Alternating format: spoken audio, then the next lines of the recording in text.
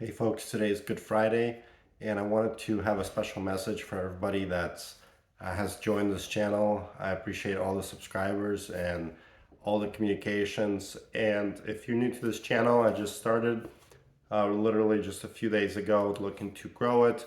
Um, it's more of my frustration with what's going on with Christianity, the church, and understanding of God. My goal here is to expose the ugliness and the false narrative that we have about Christianity, about God, about Jesus, about what is to come, and what has been in the past.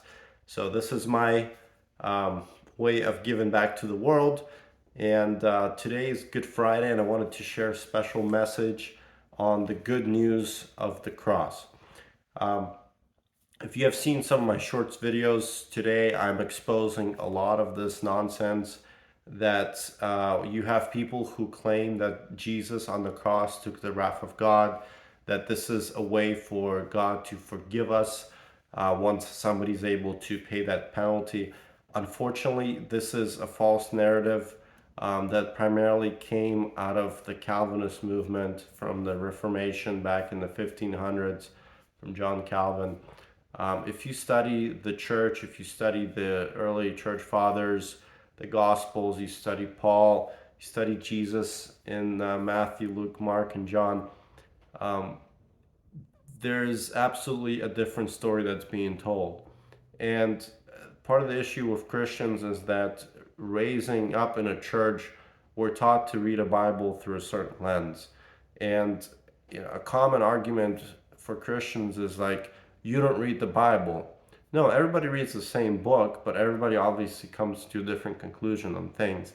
And I think Christians need to be open to dialogue and to be open to conversation on points where they disagree, and look back in the history of the church and see, how those conversations were held in the past.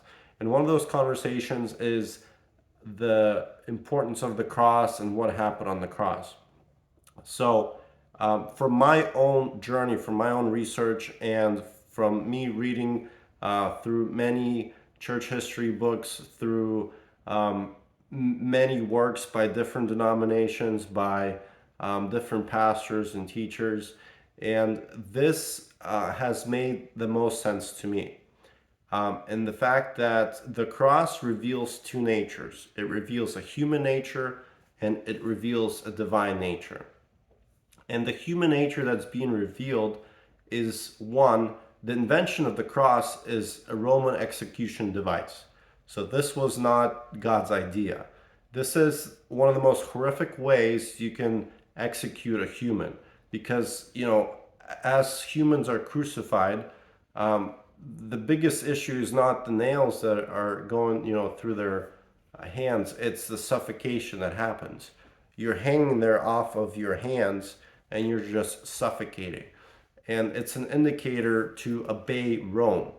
Now, if you look at countries that have um, capital punishment, for example, like the United States, we have lethal injection. We used to have the electric chair. I'm not sure if they still do that. But if Jesus was here today, this would be the method of execution. So instead of wearing crosses around, would be wearing an electrical chair or, and some kind of lethal injection device around our necks in the future. But that's what the cross meant, and that's what it exposes. It exposes the cruelty of humans. It exposes our way of killing one another. The second thing that it exposes is what religion does. And this concept is very hard for Christians to understand because they have been raised to understand, Jesus is just a continuation of Israel. They've been taught to understand that Israel was doing everything correctly and Jesus came to, basically just, change a few rules, and then the whole concept kept moving. The problem with that is if you study, different religions, if you study church history, if you study religion as a whole, you see that the way that religion has dealt with the problem of how do we appease God. See, with all religions, if you study all ancient religions, the gods are always angry. The gods are always mad at us. They always have this wrath towards us. And that's why in all religions, you have a way of appeasing that God through the means of sacrifice. This is how humans have come up with a way to appease the gods. And with the Jews, you have, if you take that story of the commands to sacrifice animals and do all this stuff, the way that makes sense the most to me is that God is actually coming down on our level. He doesn't need those sacrifices, but humans at that point in life were so influenced by all the other religions, and the Jews were not an exception. They wanted to use the same method of appeasing God. And they did not understand who God is until we get to Jesus. And 2 points on it. I mean, you have glimpses in it, and that's in the different prophets, where you get to the prophets in the Old Testament. They're exposing glimpses of God. They're saying that in Hosea, for example, God says that I do not want your burnt offerings. I don't want your sacrifices. They make me sick.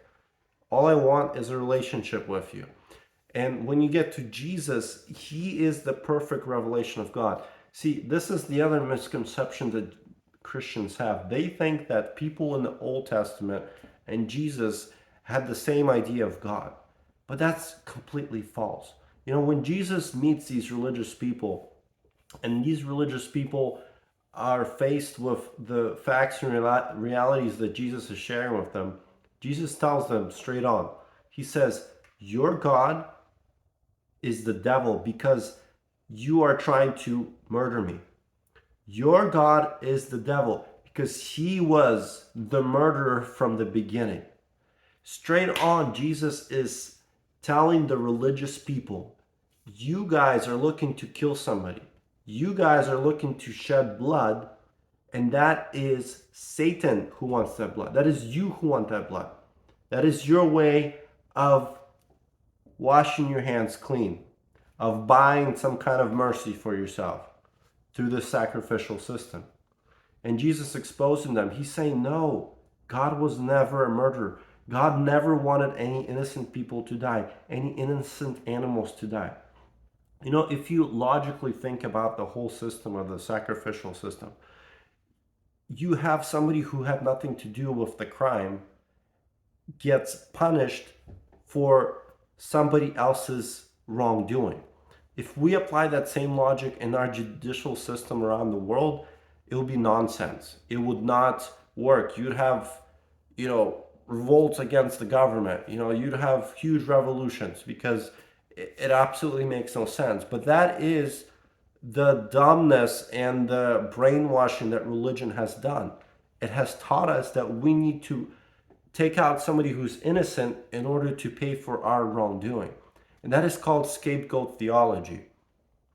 And in Jesus and in the cross, it hits the pinnacle point. And this is where the nature of humans is exposed. We are bloodthirsty, and we are always blaming somebody else. If you look at the moment in history of Jesus right before the cross, you have this anger, this issue that's going on among the Jewish people, and the religious people are seeing that they're having a hard time controlling this population, that they needed to bring the people together, that they needed to make somebody guilty for the issues that they're having. The issues that they're having, that they don't have their own state, that they're under the Roman rule, and all these things that are going wrong with Israel for hundreds of years, and they're just unsettled. And what religion does is, by offering Jesus as a sacrifice, by blaming him, that unites the people, and they go, and they calm down. But this sacrifice that happens over and over and over, anytime an innocent animal, an innocent goat, an innocent cow, any of those innocent people who were murdered in the name of God, whenever that happens, that's what unites the people, and that's the work of the devil. But on the cross, Jesus exposes it. Jesus exposes what religion can do, and that is to go as far as to crucify an innocent man and who's also the Son of God. Jesus is the Prince of Peace. He came to heal the sick. He came to raise the dead out of the graves. He came to bring the good news of God. And yet, here he is on the cross. And that exposes the human nature. We are bloodthirsty. It is our wrath that we're pouring onto Jesus. Jesus took our sins and our transgressions. He took it upon himself because we have emptied it on him. Just like Apostle Paul was telling the Jews, he says, you have crucified Christ. And the other half of it is Jesus is exposing, or Jesus is revealing the second nature, which is the divine nature. On the cross, Jesus is revealing who God is. As he's hanging there, he says, Father, forgive them, for they do not know what they're doing. If this was God's plan, to appease his own wrath, I think Jesus' words would have been different. Jesus' words would have been, Father, I take on your wrath. Now you can forgive all these people. But that's not his prayer. His prayer is actually showing what God's heart is. God's heart is crying out because his son is being crucified. And yes, Jesus is a sacrifice. And yes, God the Father knew that Jesus had to die in order to expose the human nature, and two, in order to show his nature. And his nature is, I will go to the cross and I will die and I will let you execute me. I will let you mock me. I will let you bruise me. I will let you kill me in order to show that I love you. And that is the divine nature of God. And that is exactly what Jesus has revealed to us on the cross. So, two things happen. Human nature is being revealed, divine nature is being revealed. And the third thing that happens is Jesus is taking all of our anger, all of our sickness, all of our wrath, and he's exhausting it of all power.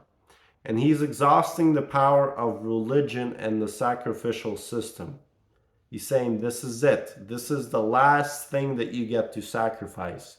And after this, no more. You have sacrificed the Son of God. There's no higher level that you can go. Enough of this nonsense. Enough of sacrificing innocent things, innocent animals, innocent humans. I have mercy. When Jesus came, he was saying that I have not come to condemn the world, but to save the world. This is the heart of the Father, is to have mercy, love, and forgiveness. And that is why this is a Good Friday. Because we know that on Sunday, he exposes all these lies when he's raised from the dead.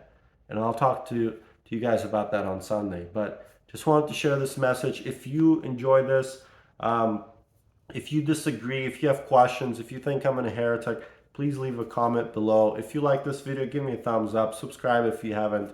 Really appreciate it. God bless you guys. Have a good Friday.